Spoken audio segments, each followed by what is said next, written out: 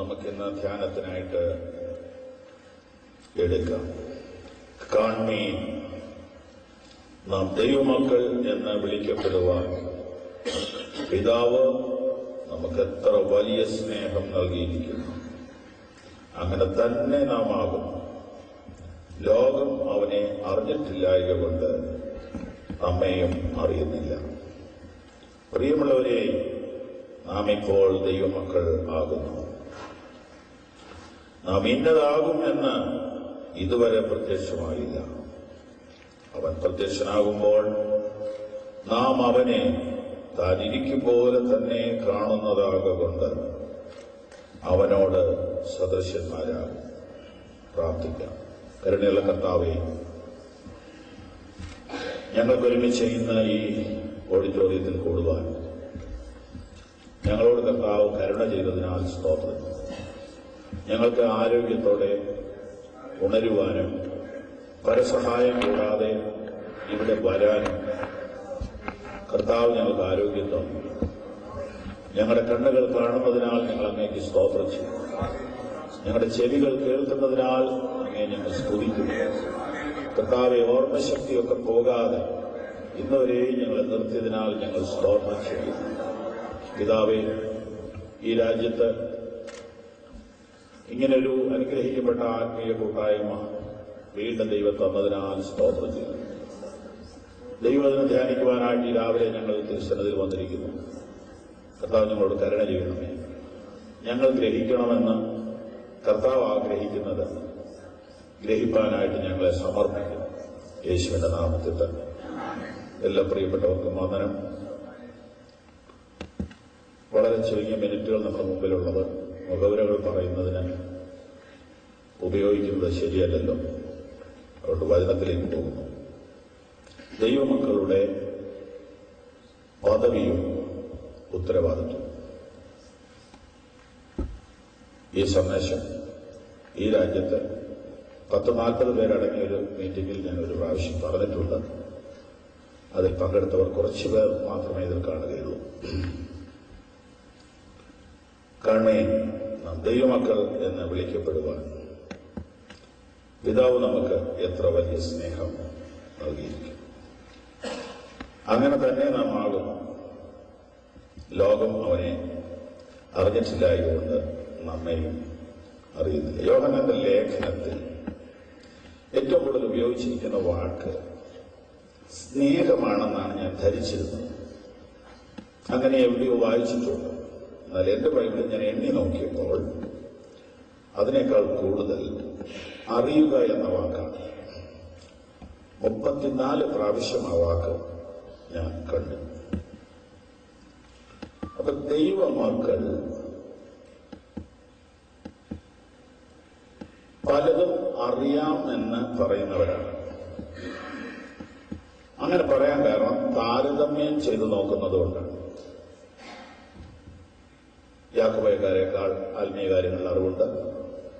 ഇങ്ങനെ ഓരോരുത്തരെക്കാൾ ഇങ്ങനെ കൂട്ടി നോക്കുമ്പോൾ അറിവുള്ളവരാണ് നമ്മൾ. ആ നമ്മളോട് യോഹന്നാൻ അപ്പോസ്തലൻ പറയുകയാണ്, അതെ, നിങ്ങൾക്ക് പലരേക്കാൾ അറിവുള്ളതുകൊണ്ടാണ് നിങ്ങൾ പാരമ്പര്യങ്ങളെ വിട്ട്, കർമ്മമാർഗങ്ങളെ വിട്ട്,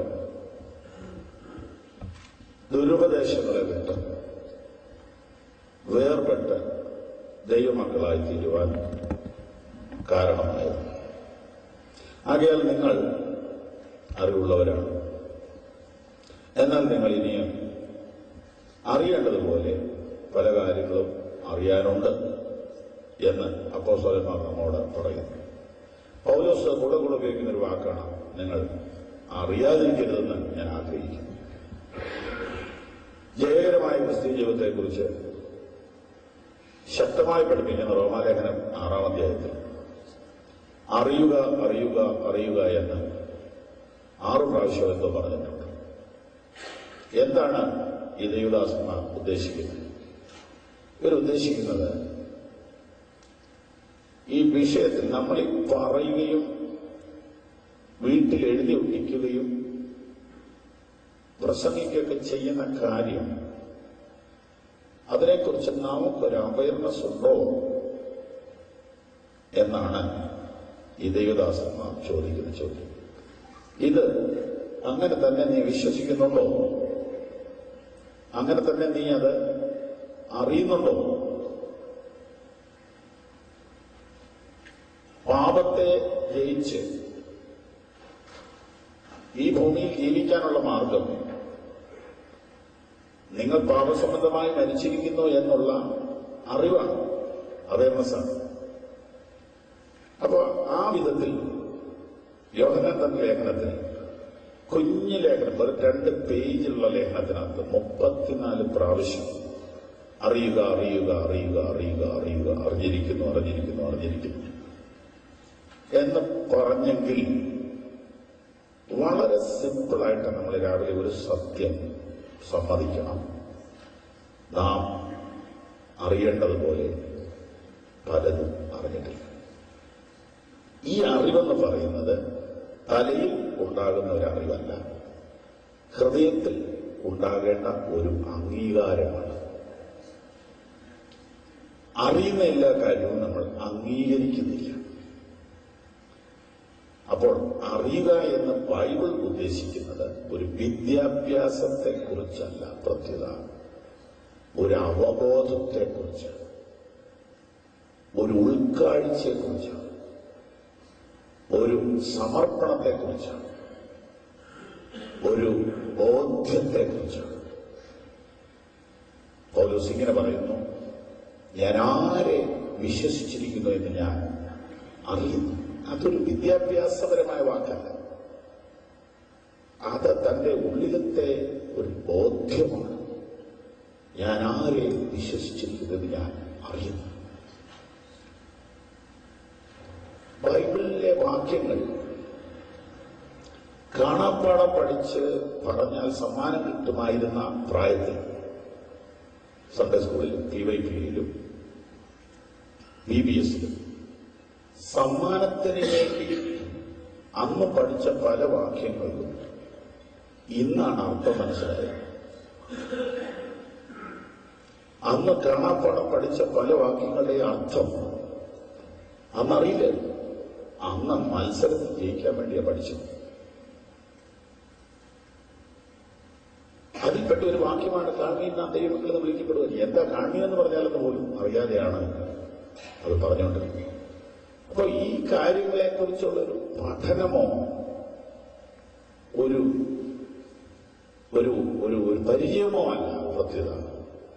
നമ്മെ തന്നെ നാം ബോധ്യപ്പെടുത്തുന്ന, സമ്മതിപ്പിക്കുന്ന, ആ സത്യത്താൽ നിയന്ത്രിക്കപ്പെടുന്ന, സ്വാധീനിക്കപ്പെടുന്ന, ചലിക്കുന്ന ഒരു ജീവിതമാണ് അറിയുക എന്ന വാക്കുകൊണ്ട് ഉദ്ദേശിക്കുന്നത്. ദൈവത്തിന്റെ ആത്മാവ് നിങ്ങളിൽ വസിക്കുന്നതെന്ന് നിങ്ങൾ അറിയുന്നില്ലയോ? അപ്പൊ അതിനെക്കുറിച്ചുള്ള തിയോളജി നിങ്ങൾക്ക് അറിയാൻ മേലെ നല്ല ചോദ്യം. അതറിയാൻ മേലാത്ത ഏത് വിശ്വാസിയാണുള്ളത്?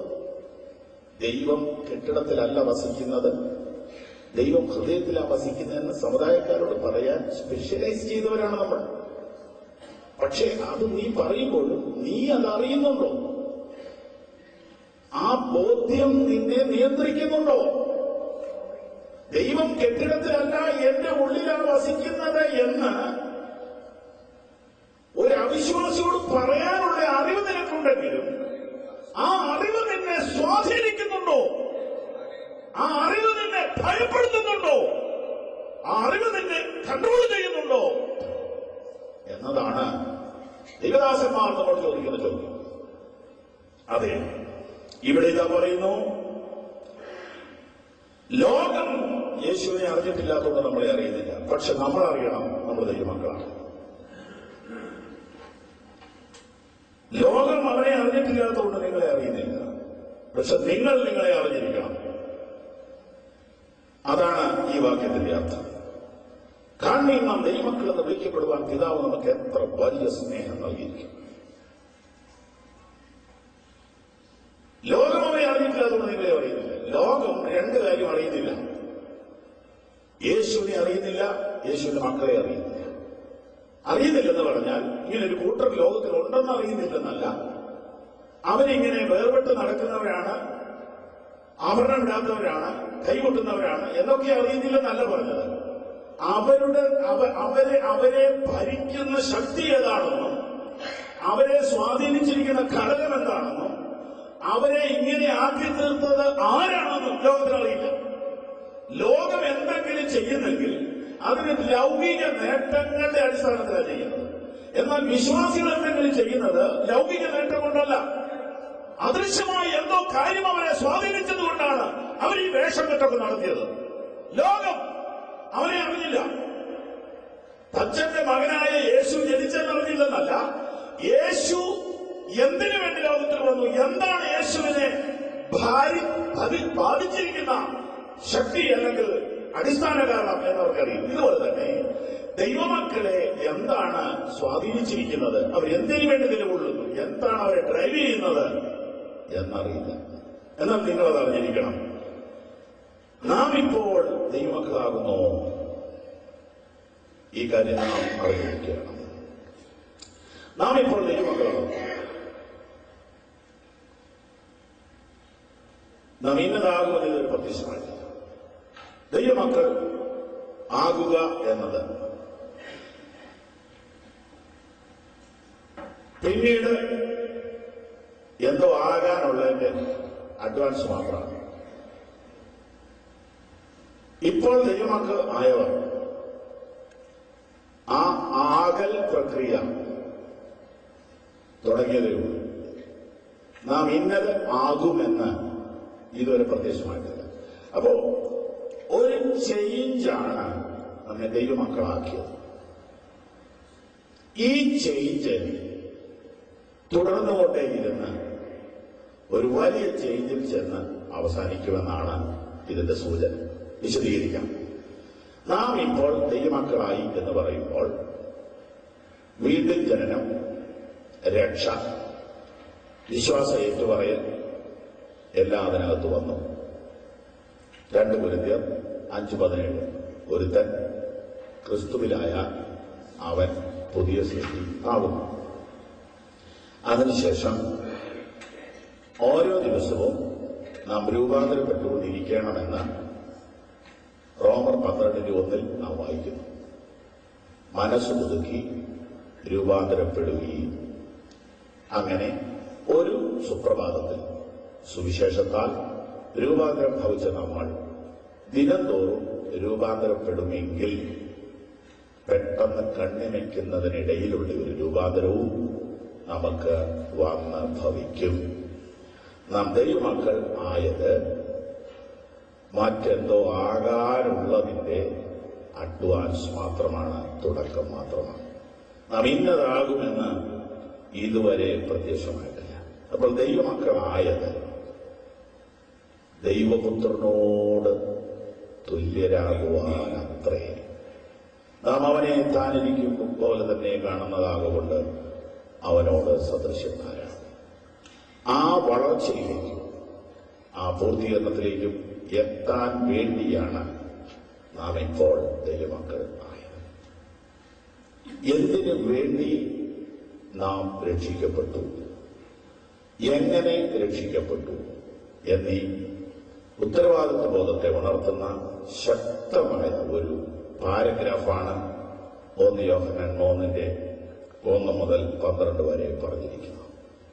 ഈ പ്രത്യേക അനുഭവം നമ്മുടെ ജീവിതത്തിൽ വന്നത് നമ്മൾ വ്യക്തിപരമായി കർത്താവിനെ സ്വീകരിച്ചതിനാലാണ്.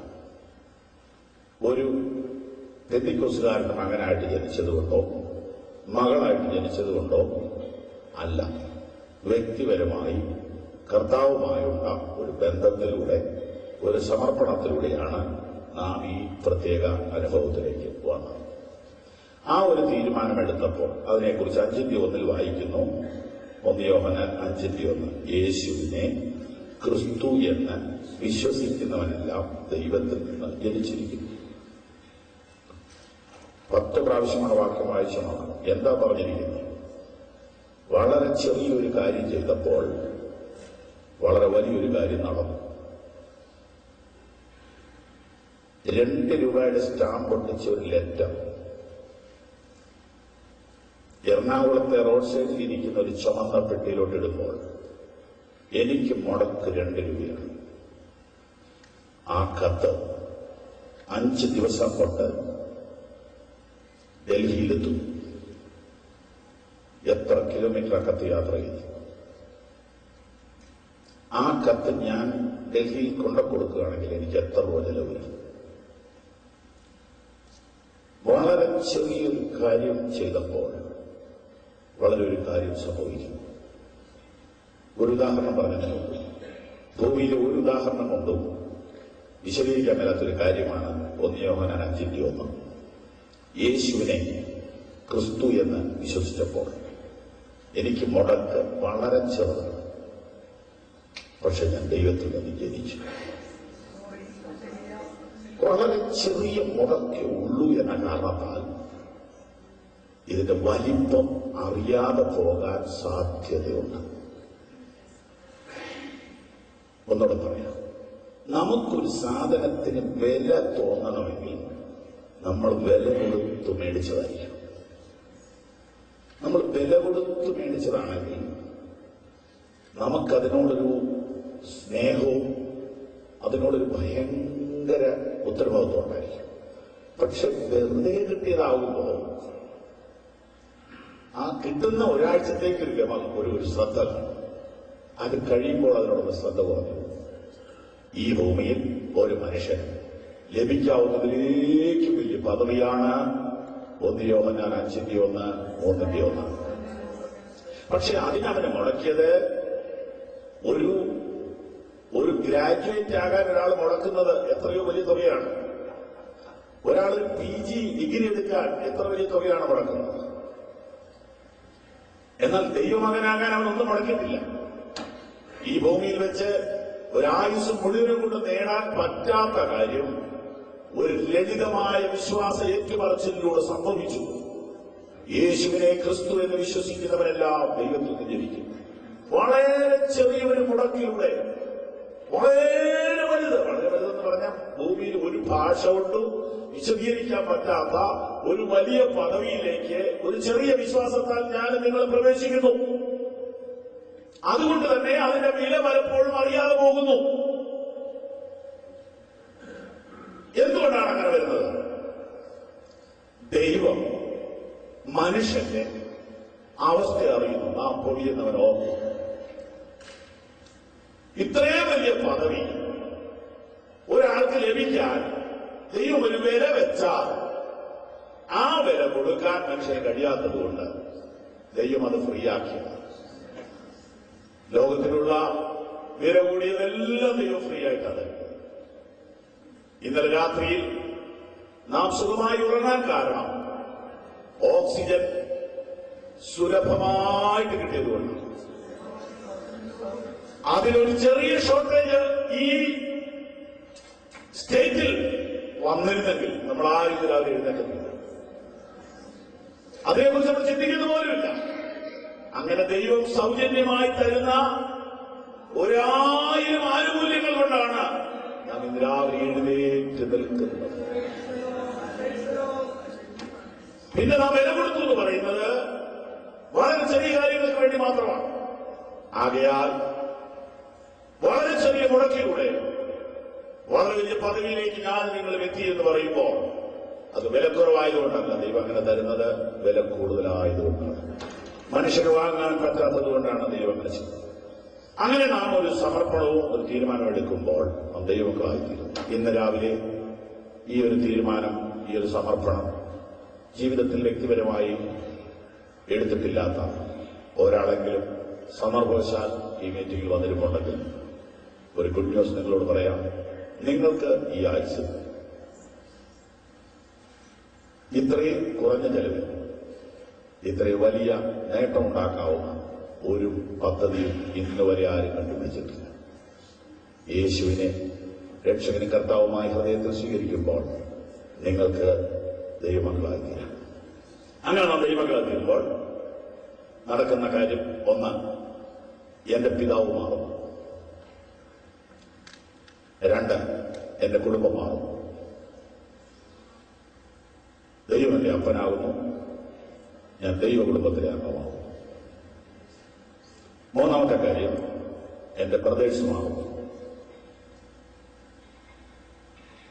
ലോകം മുഴുവനുമുള്ള ഈ വിശ്വാസം ഏറ്റുപറഞ്ഞവരെല്ലാം എന്റെ ബ്രദേഴ്സും സിസ്റ്റേഴ്സുമാണ്. ഞാൻ അവരെ കണ്ടിട്ടില്ല, ഒരു ദിവസം കാണും. സ്വന്തം ഒരു പാട്ടുകാരൻ എഴുതിയിട്ടുണ്ട്, അബ്രഹാം ഉണ്ടാവും, മോശ ഉണ്ടാവും, ജ്ഞാനം ഉണ്ടാവും എന്ന് പറയുന്നത് നല്ല പാട്ടുണ്ട്. അതെ, നാം കാണാത്ത ഒരുപാട് വിശുദ്ധന്മാരവിടെ കാണും. ഈ ഒരു തീരുമാനം നാം എടുക്കുമ്പോൾ, ഈ കൊച്ചു തീരുമാനം നാം എടുക്കുമ്പോൾ, ദൈവം എന്റെ അപ്പനാകുന്നു, ഞാൻ ദൈവത്തിന്റെ മകനാകുന്നു, ലോകം മുഴുവനുമുള്ള ജീവിച്ചിരിക്കുന്നവരും മരിച്ചുപോയവരുമായ വിശുദ്ധന്മാർ ഇതേ തീരുമാനമെടുത്തവർ എന്റെ ബ്രദേഴ്സും സിസ്റ്റേഴ്സും ആണ്. നാലാമത്തെ കാര്യമാണ് ഏറ്റവും അത്ഭുതകരമായത്. നാലാമത്തെ കാര്യം, യേശു എന്റെ ജ്യേഷ്ഠനാകുന്നു. അതാണ് എനിക്കൊന്ന് വിവരിക്കണമെന്നുള്ളത്. യോഹന്നാന്റെ സുവിശേഷം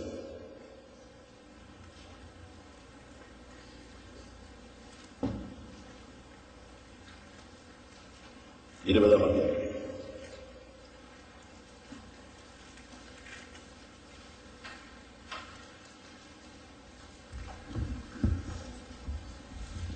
പതിനേഴാമത്തെ വാക്യം, യോഹന്നാൻ 20:17.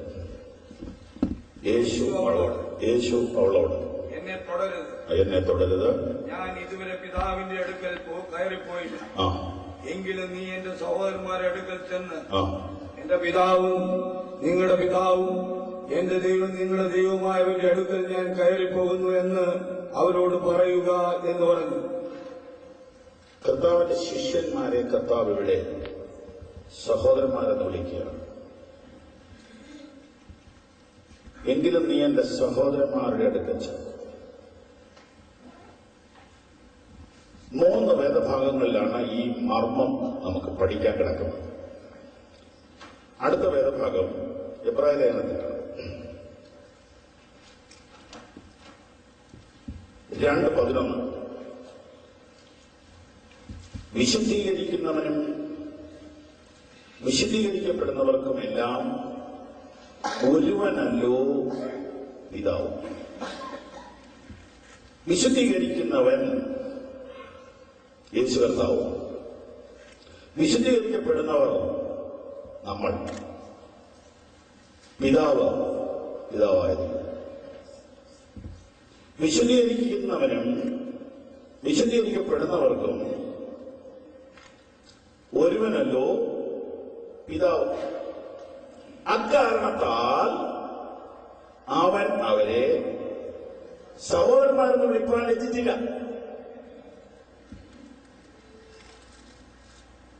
വിശുദ്ധീകരിക്കുന്നവൻ യേശു, വിശുദ്ധീകരിക്കപ്പെടുന്നവർ നമ്മൾ.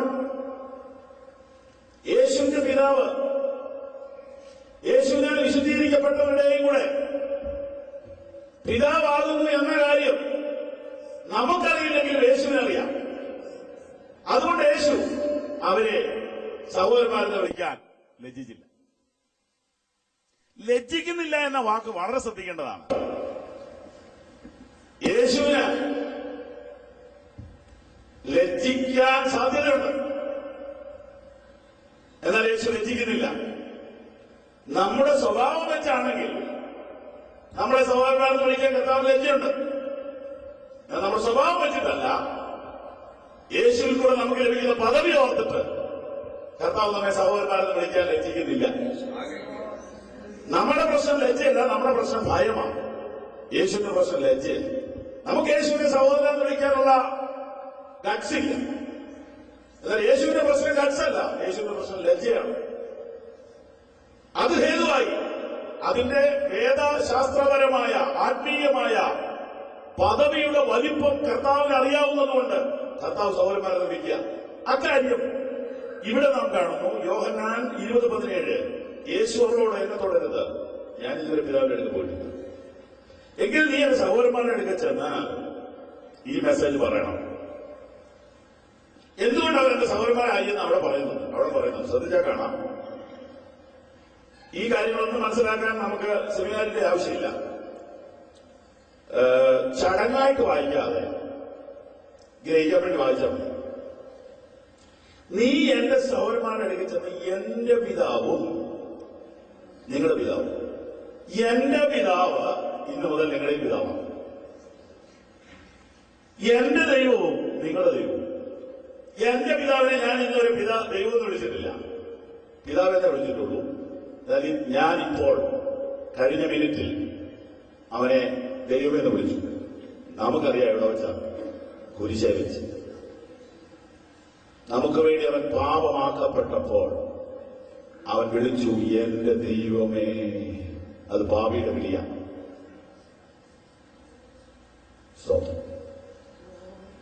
ഇവിടെ കർത്താവ് അതിമനോഹരമായ സത്യമാണ് വെളിപ്പെടുത്തുന്നത്. എന്റെ പിതാവ് ഇന്നലെ വരെ എന്റെ മാത്രമായിരുന്നു, എന്നാൽ ഇന്നു മുതൽ, കാൽവരി മുതൽ എന്റെ പിതാവ് നിങ്ങളുടെയും കൂടെയാണ്. ഹല്ലേലൂയ. അതിനുവേണ്ടി നിങ്ങളുടെ ദൈവം എന്റെയും കൂടെ ദൈവമായി. പിതാവിനെ ഞാൻ ദൈവമേ എന്ന് വിളിക്കാൻ കാരണം നിങ്ങളുടെ പാപം ഞാൻ ഏറ്റെടുത്തതുകൊണ്ടാണ്. Praise the lord, praise the lord, praise the lord. ഞാൻ നിങ്ങൾക്ക് വേണ്ടി മനുഷ്യനായതിനാൽ നിങ്ങൾക്ക് എന്നോടൊപ്പം ദൈവമക്കളാകാൻ അവസരം ലഭിക്കുന്നു. നിങ്ങൾക്ക് വേണ്ടി ഞാൻ താഴ്ത്തപ്പെട്ടതിനാൽ നിങ്ങൾക്ക് എന്നോടൊപ്പം ഉയർത്തപ്പെടാം.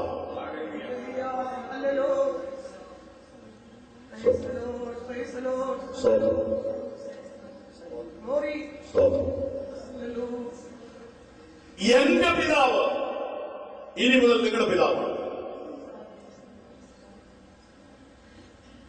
നിങ്ങളുടെ ദൈവത്തെ ഞാൻ ദൈവമെന്ന് വിളിക്കുക. നമുക്ക് വേണ്ടി പാപമാക്കപ്പെട്ട കർത്താവിനെയാണ് ആ വാക്കുകളുടെ ആഴങ്ങൾ വെളിപ്പെടുന്നത്. ഈ കാര്യം വീണ്ടും നമ്മെ പഠിപ്പിക്കുന്ന വിശദീകരണം തരുന്നത് റോമറാണ്. മനോഹരമായ പ്രസ്താവന. ആ റോമറിൽ പറഞ്ഞിരിക്കുന്ന വാക്യത്തിന്റെ അർത്ഥം ഇവിടെയാണ് നാം പഠിക്കുന്നത്. വാക്യം 29, റോമർ 29. അവൻ മുന്നറിഞ്ഞവരെ തന്റെ പുത്രൻ അനേകം സഹോദരന്മാരിൽ ആദ്യജാതനാകേണ്ടതിന് അവന്റെ സ്വരൂപത്തോട് അനുരൂപരാകുവാൻ നിയമിച്ചിരിക്കുന്നു. തന്റെ പുത്രൻ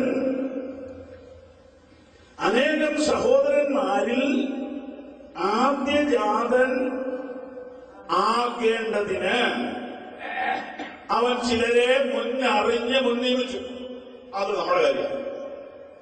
അവൻ ചിലരെ മുന്നറിഞ്ഞ് മുൻനിയമിച്ചു. അത് നമ്മുടെ കാര്യമാണ്. എന്തിനങ്ങനെ ചെയ്തു? നിത്യതയിലെ ദൈവീക പദ്ധതിയുടെ ആധ്യാത്മിക രഹസ്യം അപ്പോസ്തലന്റെ ദൈവം വെളിപ്പെടുത്തി കൊടുത്തു. അതിനെക്കുറിച്ച് ഇത്ര ആധികാരികമായി എഴുതിയിട്ടുള്ള ഒരു ബുക്കില്ല റോമർ. അതിനകത്ത് പറയുകയാണ്, അവൻ മുന്നറിഞ്ഞവരെ മുൻനിയമിച്ചു. അവൻ മുന്നറിഞ്ഞവരെ മുൻനിയമിച്ചു. എന്തിനു വേണ്ടി? തന്റെ പുത്രന്റെ അനിയന്മാരാകുവാൻ എന്നാണ് അതിന്റെ മറുവശം.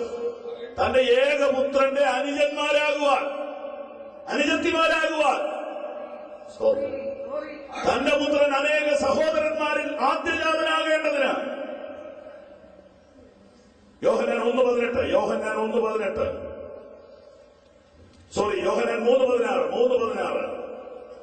തന്റെ ഏകജാതനായ പുത്രനിൽ വിശ്വസിക്കുന്ന ഏവനും, യേശു ഏകജാതനാണ്. പക്ഷെ റോമർ 29 യേശു ആദ്യജാതനായി. യോഹന്നാൻ 3:16 യേശു ഏകജാതനാണ്.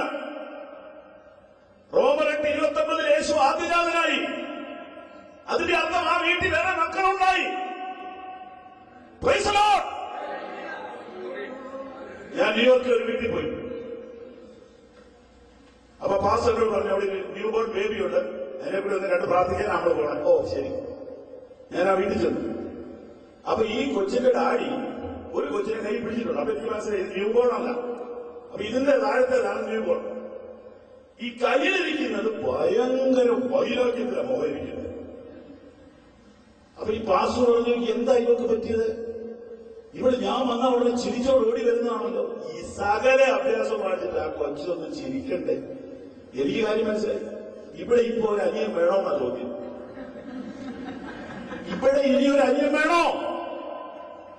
ഇപ്പൊ പാസ്റ്റർ വന്നെന്തിനാ? എന്നെ കാണാനാണോ ഇതിനെ കാണാനാണോ? അതിനെ കാണാനാണ്. ഈ ആൾക്കാരൊക്കെ വന്നെന്തിനാ? അതിനെ കാണാനാണ്. ഇതിനെ ഞാൻ വകവരുത്തുന്ന ആ മുഖത്ത് കാണുന്നത്. എന്താ കാര്യം? 1-2 കൊല്ലമായിട്ട് ഈ വീട്ടിൽ വരുന്നവർ മുഴുവൻ ഇതിനെ കളിപ്പിക്കാനാ വന്നോണ്ടിരുന്നത്. ഈ വീട്ടിലെ ടോയ് മുഴുവൻ ഇവളുടെ സ്വന്തമായിരുന്നു. ഡാഡി അവളുടെ മാത്രമായിരുന്നു. മമ്മി അവളുടെ മാത്രമായിരുന്നു. യോഹന്നാൻ 3:16 തന്റെ ഏകജാതനായ പുത്രൻ. ഈ ഏകജാതൻ ആദ്യജാതനായെങ്കിൽ ഒരു കാര്യം അറിഞ്ഞോണം, ആ വീട്ടിൽ വേറെ മക്കളുണ്ടായി. ഇതാണ് അവയർനെസ് എന്ന് യോഹന്നാൻ പറഞ്ഞത്. നമുക്കൊരു കൈമുക്കിയ ചെലവേ ഉള്ളൂ.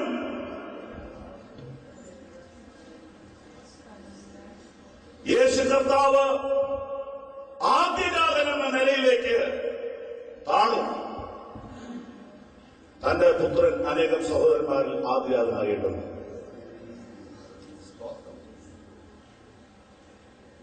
ഇത്തരം കാര്യമൊന്നും അറിഞ്ഞില്ലെങ്കിലും സ്വർഗത്തിൽ പോകും. മുലപ്പാലിന്റെ ഗുണം എന്നാ മതിച്ചാണോ കൊച്ചു കുടിക്കുന്നത്? അതൊക്കെ കഴിഞ്ഞ് പിന്നെ ആ വിഷയത്തിൽ ഡോക്ടറേറ്റ് എടുക്കുന്നത് വയസ്സ് 30 ആകുമ്പോഴല്ല. എന്നാൽ ഇതിനെക്കുറിച്ച് അറിയാൻ സമയം നടന്നിട്ടുണ്ട്. അറിയണം. കാത് പറിച്ചു, കഴുത്ത് പറിച്ചു, വെള്ളത്തിൽ പൊങ്ങി, പെന്തിക്കോസിൽ ചേർന്നെന്നൊക്കെ ആളുകൾ പറയുമ്പോൾ അതൊന്നും അല്ല ഇവിടെ സംഭവിച്ചത്. ഏകജാതൻ ആദ്യജാതനായി തീർന്നതാണ് വേദപുസ്തകത്തിലെ ഏറ്റവും വലിയ അത്ഭുതം. വെള്ളം വീണാക്കിയതല്ല. സ്വർഗത്തിൽ അനേകം സഹോദരന്മാർ. നാം ദൈവമക്കളായി എന്ന പദവിക്കകത്ത് 4 കാര്യം. 1, എന്റെ അപ്പൻ മാറുന്നു. 2, എന്റെ സ്ഥാനം മാറുന്നു, എന്റെ കുടുംബം മാറുന്നു.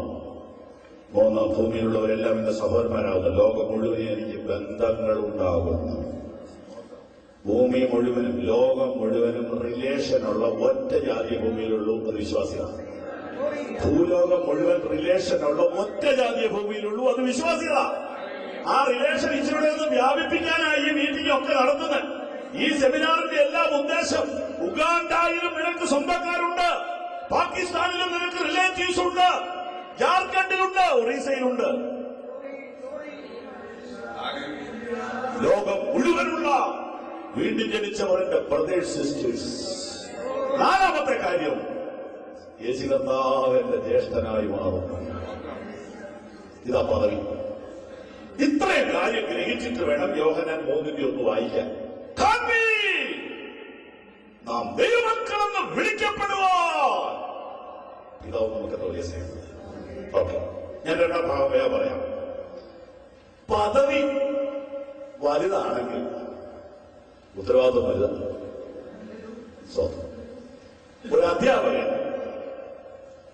20 കൊല്ലം അധ്യാപകനായിരുന്നപ്പോൾ HM ആകാനുള്ള സാധ്യത വന്നു. ഭയങ്കര സന്തോഷമായിരുന്നു, ഭയങ്കര പാർട്ടിയൊക്കെ നടന്നു. പക്ഷേ ഇപ്പൊ വീട്ടിൽ വരുമ്പോ ഒരുപാട് ലേറ്റാവും. മറ്റേ 4-ന് ക്ലാസ് 3:30 കൈ കാണിച്ച് ചിറങ്ങിപ്പോകാം. HMനോട് ഇങ്ങനെ കാണിച്ച് ചിറങ്ങിപ്പോകാം. ഇപ്പൊ 4-ന് പോകാനൊക്കെ 5-ന് പോകാനൊക്കെ ഇതെല്ലാം പൂട്ടിയിട്ട് വേണം പോകാൻ. പദവി കൂടുന്നത് സന്തോഷമാണ്. പക്ഷെ ഏത് പദവിക്കും തത്തുല്യമായ ഉത്തരവാദിത്വമുണ്ട്. പദവിയുടെ വലിപ്പം അറിയാത്തത് കൊണ്ടാണ് ഉത്തരവാദിത്തമില്ലാതെ വാർത്താനം പറയുന്നത്, ഉത്തരവാദിത്തമില്ലാതെ ഡ്രസ് ധരിക്കുന്നത്. സ്വന്തം പെരുമാവട്ടാണെങ്കിൽ ഞാൻ സ്കൂട്ടറെ പോകുമ്പോ ട്രാഫിക് പോലീസ് കൈകാണിച്ചു. എന്തോ കുഴപ്പമാണെന്ന് തോന്നിയാൽ നിർത്തി. ഒരു കുഴപ്പമില്ല ഉപദേശിച്ച് എന്നെ അപ്പുറത്തേക്ക് ഒന്ന് വിട്ടാൽ മതി. എന്നെ അറിയുന്ന പോലീസുകാർ എറിയുന്നു. പുള്ളി അത്ര ശരിപുള്ളിയല്ല, ഇടയ്ക്കിടയ്ക്ക് യോധനവ് വരും, പക്ഷെ ഗുണപ്പെട്ടിട്ട് കയറിയിരുന്നു. ഞാൻ ആ പഴയ സ്പീഡിൽ തന്നെ പോയി. 1/2 കിലോമീറ്റർ പോയപ്പോൾ പുള്ളിയുടെ തൊപ്പി തെറിച്ചു പോയി. കാറ്റടിച്ചു. ഡിപ്പാർട്ട്മെന്റിന്റെ തൊപ്പി കൈവയിൽ.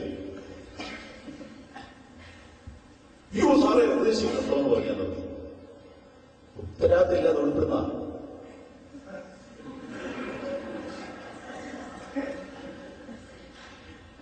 ഇപ്പം തൊപ്പിയൊക്കെ വെച്ചിങ്ങനെ നിൽക്കാൻ രസമാണ്. പക്ഷേ അതിൽ ഉത്തരവാദിത്വം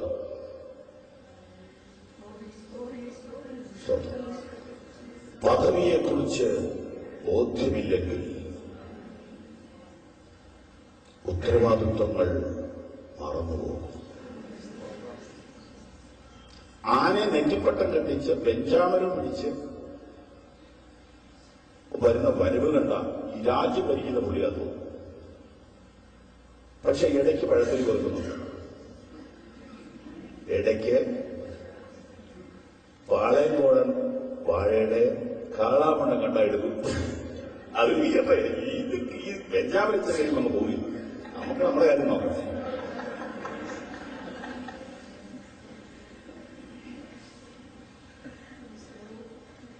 പദവിയെക്കുറിച്ച് ബോധ്യമില്ലാത്തതുകൊണ്ട് ഉത്തരവാദിത്വങ്ങളിൽ വീഴ്ച വരുത്തുന്നുണ്ട്. സ്തോത്രം സ്തോത്രം. ചേച്ചിയുടെ കല്യാണത്തിന് പോയി വീട്ടിൽ വന്ന കൊച്ചു കുഞ്ഞ്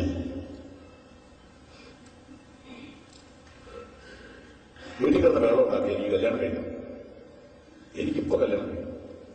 ഭയങ്കര വെള്ളം. അന്ന് പകല് കല്യാണത്തിന്റെ പരിപാടി കഴിഞ്ഞ് വീട്ടിൽ വന്നപ്പോഴത്തെ വെള്ളം എന്നെ ഈ കൊച്ചു പറയുന്ന ആർക്കും മനസ്സിലാകുന്നില്ല. ഇവിടെ ഈ കൊച്ചിന്റെ ഭാഷ അറിയാവുന്ന ഒരാളെ വിളിച്ച് മാറ്റി ചോദിച്ചപ്പോ എന്നെ വിഷയം ആ കൊക്കയിന് കിട്ടണോ? കൊച്ചി ഇന്ന് വരെ കണ്ടിട്ടില്ലാത്ത പൂക്കൾ ചേർത്ത പൊക്കയായി കല്യാണം കഴിച്ചവർ രണ്ടും പിടിച്ചത്. അപ്പൊ ഇത് വേണം അന്നേരം പറഞ്ഞപ്പോ പറഞ്ഞു അത് കല്യാണം കഴിക്കുമ്പോഴേ കിട്ടുള്ളൂ. അപ്പൊ വീട്ടിൽ വന്ന പറയാം എനിക്ക് ഇപ്പൊ കല്യാണം കഴിക്കും. ചിലരുടെ വിചാരം ഈ കൊക്കയെ പിടിക്കാനാ കല്യാണം കഴിക്കുന്നത്.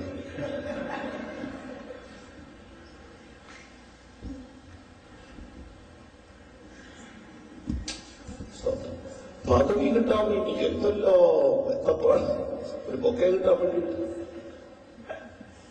ബൊക്കയ്ക്ക് വേണ്ടിയിട്ട് പരക്കമായി നട്ടോട്ടോടുക ബൊക്കയുണ്ട്. ഇത് പിടിക്കാനുള്ള മെച്യൂരിറ്റി ആയിട്ടുണ്ടോ? ഇത് പിടിക്കാനുള്ള അർഹത നിനക്കുണ്ടോ?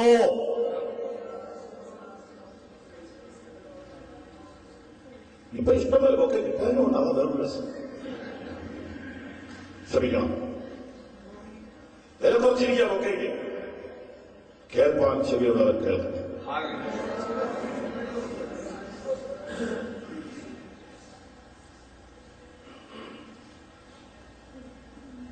പദവി കൂടുന്തോറും പൊസിഷൻ വലുതാകുന്തോറും ഉത്തരവാദിത്വവും വലുതാകും. രാവിലെ നമുക്ക് കോമഡി ടൈമല്ല, കോമഡി ടൈമല്ല, സീരിയസ് ടൈമാണിത്.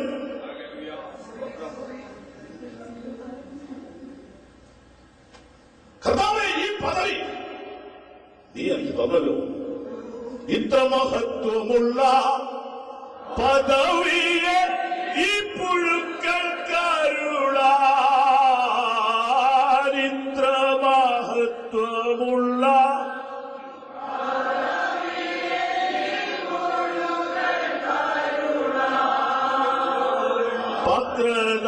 പാത്രതായതുമില്ല നിന്റെ കൃപ എത്ര വിചിത്രമാവോ.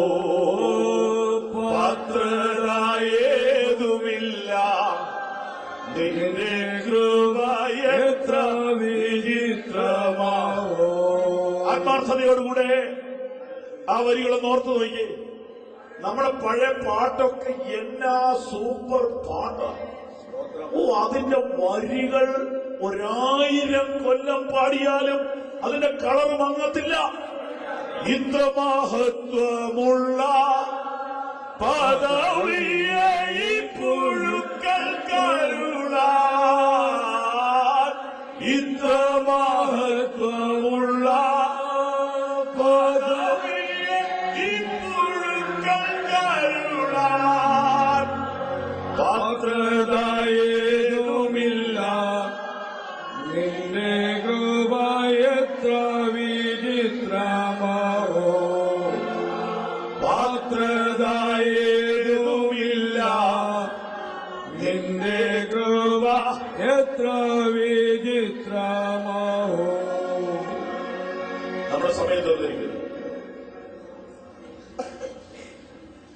മത്തായി സുവിശേഷം 5-ാം അധ്യായം 9-ാം വാക്യം ഒന്ന് നോക്കിയാട്ടെ. പെട്ടെന്ന് സമാധാനം ഉണ്ടാക്കുന്നവർ ഭാഗ്യവാന്മാർ, അവർ ദൈവത്തിന്റെ പുത്രന്മാരെന്ന് വിളിക്കപ്പെടും. അവനെ കൈക്കൊണ്ട് അവന്റെ നാമത്തിൽ വിശ്വസിക്കുന്നവർക്ക് ദൈവമക്കളാകാമെന്ന വാക്യം നമ്മൾ 10,000 പ്രാവശ്യം വായിക്കുകയും ചെയ്തിട്ടുണ്ട്, പലരോട് പറയുകയും ചെയ്തിട്ടുണ്ട്. പക്ഷെ ഈ വാക്യം, അതേ വാക്യത്തിന്റെ വിലയില്ലേ ഈ വാക്യത്തിന്? അതേ അർത്ഥമില്ലേ ഈ വാക്യത്തിന്? അവനെ കൈക്കൊണ്ട് അവന്റെ നാമത്തിൽ വിശ്വസിക്കാൻ നമുക്ക് വലിയ ബന്ധപ്പാടില്ല, പക്ഷെ ഇതിന് ബന്ധപ്പാടുണ്ട്. സമാധാനമുണ്ടാക്കുന്നവർ ഭാഗ്യവാന്മാർ, അവർ ദൈവത്തിന്റെ പുത്രന്മാരെന്ന് വിളിക്കപ്പെടും. അതായത് ദൈവം മക്കളാകാൻ അധികാരം കൊടുത്തു എന്നുള്ള ആ ഭാഗത്ത് ചിൽഡ്രൻ എന്ന അർത്ഥമാ വരുന്നത്. എന്നാൽ ഇവിടെ മെച്വറായ മകന്റെ പേരാ പറയുന്ന പുത്രന്മാർ. അപ്പൊ ചിൽഡ്രൻ ആയാ പോരാ, സണ്ണാകണം. അതെന്നാ ചെയ്യണം? സമാധാനം ഉണ്ടാകും. സമാധാനം ഉണ്ടാകണം.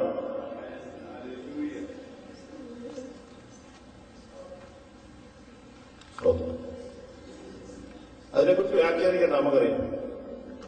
കുടുംബത്തിൽ സമാധാനം ഉണ്ടാക്കുന്നവരുമുണ്ട്, സമാധാനം നഷ്ടപ്പെടുത്തുന്നവരുമുണ്ട്. അത് ഓരോരുത്തർ ഒരു കവല എത്തിക്കുക, അവരത് മുടങ്ങാ ചെയ്തുകൊണ്ടിരിക്കുക. സഭയിൽ ഇത് ചെയ്യുന്ന സ്ഥിരമായിട്ട് ചെയ്യുന്നവരുണ്ട്. സമാധാനം നഷ്ടപ്പെടുത്തുക എന്നുള്ളത് മാത്രം കോൺട്രാക്ട് എടുത്ത് ചിലരുണ്ട്. അവരെപ്പോഴും എന്തെങ്കിലും ഒരു അസ്വസ്ഥതയ്ക്കുള്ള വഴി ഇങ്ങനെ ചുഴിഞ്ഞു നോക്കും നടക്കുന്നതിനിടയിൽ. ഇന്ന് പകൽ എങ്ങനെ ഒരു അസ്വസ്ഥത ഉണ്ടാക്കാം, അതിനുവേണ്ടി പ്രാർത്ഥിച്ചിരിക്കാം. എന്നാൽ അതേപോലെ തന്നെ ഞാൻ സഭാശുശ്രൂഷയിൽ 33 വർഷമായി. അതേപോലെ തന്നെ ഞാൻ അവിടുത്തെ ഒരു സഭയിൽ ഇതുള്ളൂ, എല്ലാ സഭയിലും ഉണ്ട്. പക്ഷെ ഒരു മറുവശം എല്ലാ സഭയിലും ഉണ്ട്. അങ്ങനെയൊക്കെ ഉണ്ടെങ്കിൽ സമാധാനം ഉണ്ടാക്കാൻ വേണ്ടി ചില സഭയിലുണ്ട്. അതിനാണ് നമുക്കൊരു ആശ്വാസം. അനുഭവിച്ചിട്ടുള്ളവർ കരങ്ങൾ ഉയർത്തി ദൈവത്തിന് സ്തോത്രം ചെയ്ത എപ്പോഴും പ്രോബ്ലം ക്രിയേറ്റ് ചെയ്യാൻ ഒരു 2% ആൾ കാണും. പക്ഷേ ചില ആളുകൾ പാസ്റ്റേ അതൊന്നും സാരില്ല, നമുക്ക് പരിഹാരം ഉണ്ടാക്കാതെ, അതൊന്നും വിഷയമില്ലതേ.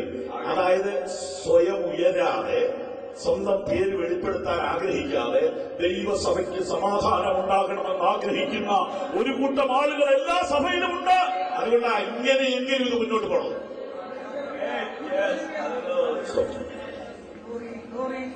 നീ മെച്ചുറായ ഒരു ദൈവവൈദ്യനാണെങ്കിൽ നീ ഒരു പ്രോബ്ലം മേക്കറാകരുത്, നീ ഒരു പീസ് മേക്കറാണ്. കുറിച്ചിട്ടു. 2-ാമത്തെ വാക്യം 5:45. സ്വർഗസ്ഥനായ നിങ്ങളുടെ പിതാവിന് പുത്രന്മാരായി തീരേണ്ടതിന് ശത്രുക്കളെ സ്നേഹിക്കും. എന്തൊരു വാക്യമായത്! പക്ഷെ ഇതൊന്നും അങ്ങനെ നമ്മൾ അധികം ഉദ്ധരിക്കാറില്ല. നമ്മൾ മറ്റേ യോഹന്നാൻ 1:12 നമ്മുടെ സ്ഥിരമാക്കി. അവനെ കൈകൊണ്ട് അവന്റെ നാമത്തിൽ അങ്ങനെ നിൽക്കുക, അവിടെ നിൽക്കുക, അവനെ കൈകൊണ്ട് അവന്റെ നാമത്തിൽ. ദൈവമക്കളാകാനുള്ള കാര്യം തന്നെ ഈ പറഞ്ഞിരിക്കുന്നത്. ഞാനത് വ്യാഖ്യാനിച്ച വായിക്കുന്നത്, സമയക്കുറവുണ്ട്, വ്യാഖ്യാനിച്ച് വായിക്കുകയാണ്. സ്വർഗസ്ഥനായ നിങ്ങളുടെ പിതാവിന് പുത്രന്മാരായി തീരേണ്ടതിന് നിങ്ങളുടെ ശത്രുക്കളെ സ്നേഹിപ്പീൻ, നിങ്ങളെ ഉപദ്രവിക്കുന്നവർക്ക് വേണ്ടി പ്രാർത്ഥിക്കും. മത്തായി 5:44-45 ചേർത്ത് ഒരു പേപ്പറിൽ എഴുതിയാൽ ഇങ്ങനെ എഴുതാം: സ്വർഗസ്ഥനായ നിങ്ങളുടെ പിതാവിന് പക്വതയുള്ള മക്കളായി തീരാൻ ആഗ്രഹിക്കുന്നു എങ്കിൽ, ഇങ്ങനെ വായിച്ചുകൊള്ളുക, സ്വർഗസ്ഥനായ നിങ്ങളുടെ പിതാവിന് പക്വതയുള്ള മക്കളായി തീരുവാൻ നിങ്ങൾ ആഗ്രഹിക്കുന്നു എങ്കിൽ നിങ്ങളെ കർത്താവിന്റെ സ്വഭാവമുള്ളവരാകുക. അതായത് ശത്രുക്കളെ സ്നേഹിക്കുകയും ഉപദ്രവിക്കുന്നവർക്ക് വേണ്ടി പ്രാർത്ഥിക്കുകയും ചെയ്യുക. അവനെ കൈകൊണ്ട് അവന്റെ നാമത്തിൽ വിശ്വസിച്ചതാന്നേ ഞങ്ങൾ പണ്ട്. അതല്ല ഇവിടെ പറഞ്ഞിരിക്കുന്നത്. പക്വതയുള്ള മക്കളാകണമെങ്കിൽ ഇത് മെച്യൂരിറ്റിയുടെ വിഷയമാണ്. ആത്മീയമായ പക്വതയിൽ മാത്രമേ ഉപദ്രവിക്കുന്നവർക്ക് വേണ്ടി പ്രാർത്ഥിക്കാൻ പറ്റൂ. ഇത് ക്ലാസ് എടുത്ത ചെറുപ്പക്കാരൻ ചോദിക്കും, ഉപദ്രവിക്കുന്നവർക്ക് ഞാൻ പ്രാർത്ഥിക്കുന്നുണ്ട്. ദൈവമേ അവനെ ഭൂമിയിൽ നീക്കിക്കളയണേ എന്ന് പ്രാർത്ഥിക്കുന്നു. സ്തോത്രം. സ്തോത്രം. അങ്ങനെ വ്യാഖ്യാനിക്കാതിരിക്കാൻ അതിന് മുകളിൽ പറഞ്ഞത് ശത്രുക്കളെ സ്നേഹിക്കുന്നു. ഞാനിവിടെ നിർത്തുന്നു.